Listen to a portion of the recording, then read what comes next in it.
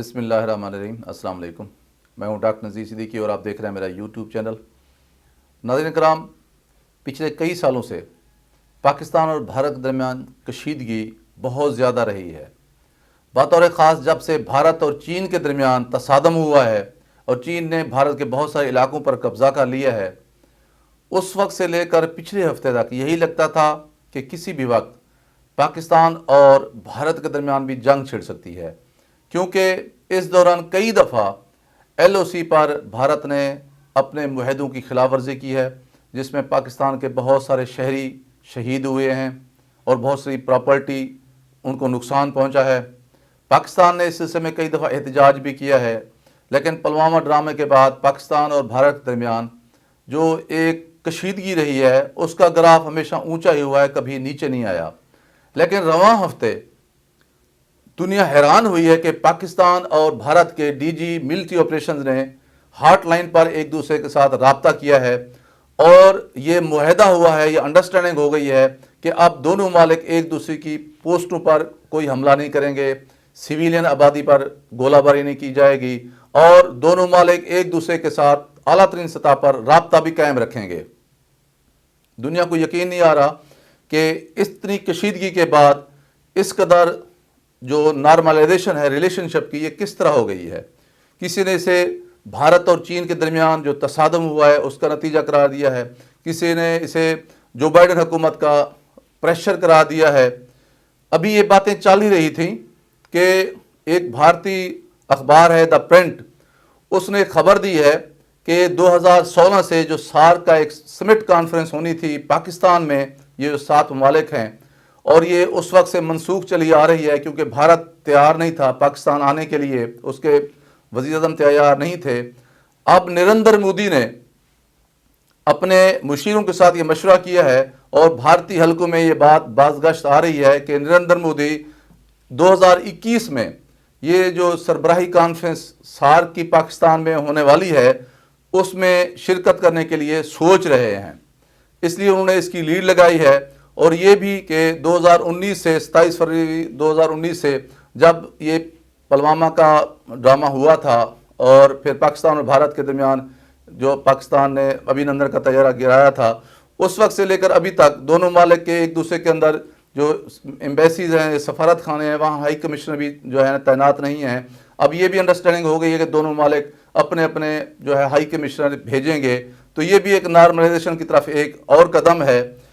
اب بہت سارے اس چیز کا لوگ تجزیہ کر رہے ہیں کہ یہ کون سا کرشمہ ہو گیا ہے، کیا معجزہ جو ہے وہ سامنے ہے جس کی وجہ سے پاکستان اور بھارت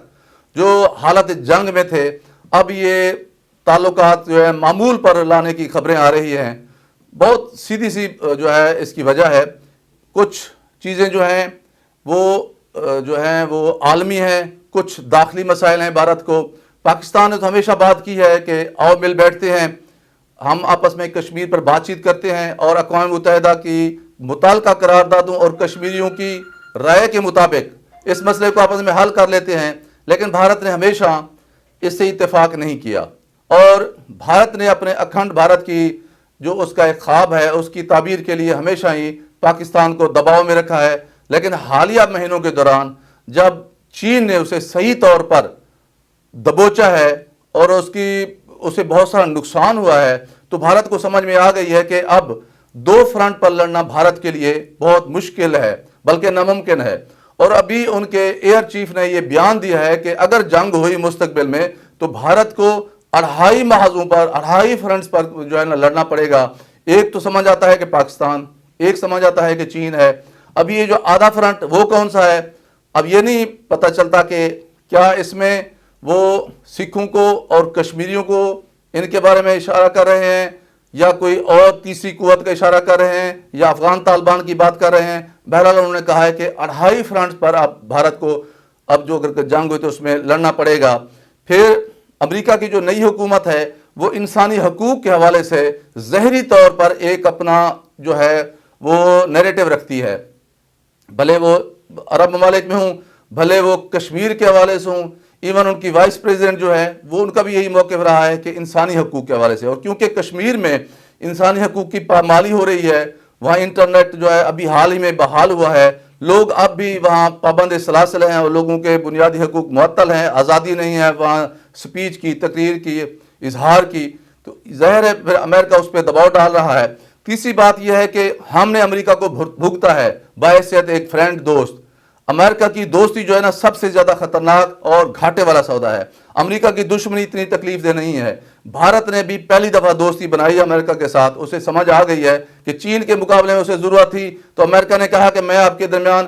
ڈائلاگ تو کروا دیتا ہوں، آپس میں جو ہے صلح تو کروا سکتا ہوں، لیکن میں آپ کا ساتھ نہیں دے سکتا چین کے مقابلے میں۔ حالانکہ رشیا ماضی میں بھارت کی جو ہے ہمنوائی میں پاکستان کو توڑ چکا ہے، وہ اس کے ساتھ کھڑا ہوا تھا، لیکن امریکہ کبھی بھی اس طرح نہیں کرتا۔ امریکہ کا جو ہے اس وقت بحری بیڑا بھی آ رہا تھا جب بنگلہ دیش بن رہا تھا۔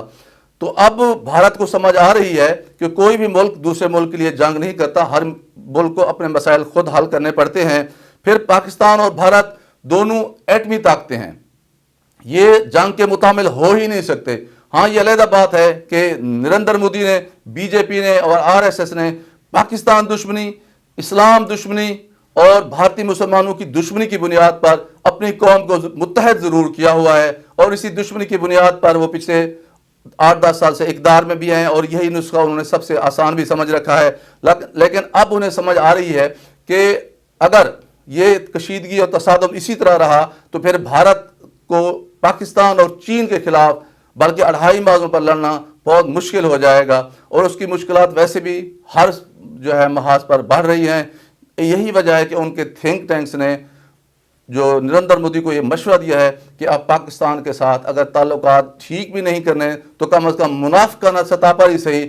ایک ایسا تاثر ضرور دیں کہ ہمارے حالات معمول پر آ رہے ہیں۔ DG ملٹری آپریشنز کی درمیانی بات چیت ہوئی ہے اور نریندر مودی بھی پاکستان جا رہا ہے، تاکہ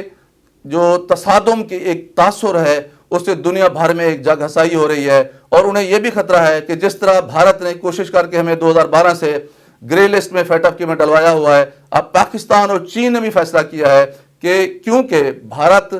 جو ہے وہ خود اس طرح کی منی لانڈرنگ کے کیسز میں ملوث ہے، جو وہ دہشت گردوں کو پیسے دیتا ہے، حتیٰ کہ 41 بینکس جو ہیں امریکہ سے ٹرانزیکشن ایسی آئی ہوئے ہیں جو ہیں دہشت گردوں گئی ہیں۔ اب بھارت کے خلاف پاکستان اور چین نے بھی فیٹ اپ میں جانے کا فیصلہ کیا ہے تاکہ اسے گرے لسٹ یا بلیک لسٹ میں جو ہے کروایا جا سکے۔ یہی وجہ ہے کہ اب بھارت جو ہے وہ گھٹنے ٹیکنے پر مجبور ہو گیا اور پاکستان کے ساتھ صلح کرنے کی ایک منافقانہ چال چل رہا ہے۔ دیکھیں اس کا کیا نتیجہ نکلتا ہے۔ ناظرین کرام، آپ سے گزارش ہے کہ میرے YouTube channel doctor Nazir Siddiqui کو سبسکرائب فرمائیں، اس ویڈیو کو زیادہ سے زیادہ شیئر کریں اور گھنٹی کے بٹن کو ضرور دبا دیا کریں تاکہ میری تمام ویڈیوز آپ دوستوں کی خدمت میں فوراً پہنچ سکے۔ اپنا خیال رکھیے، اپنے ارد گرد لوگوں کا خیال رکھیے، سب سے زیادہ میرے پیارے پاکستان کا خیال رکھیے۔ پاکستان زندہ باد۔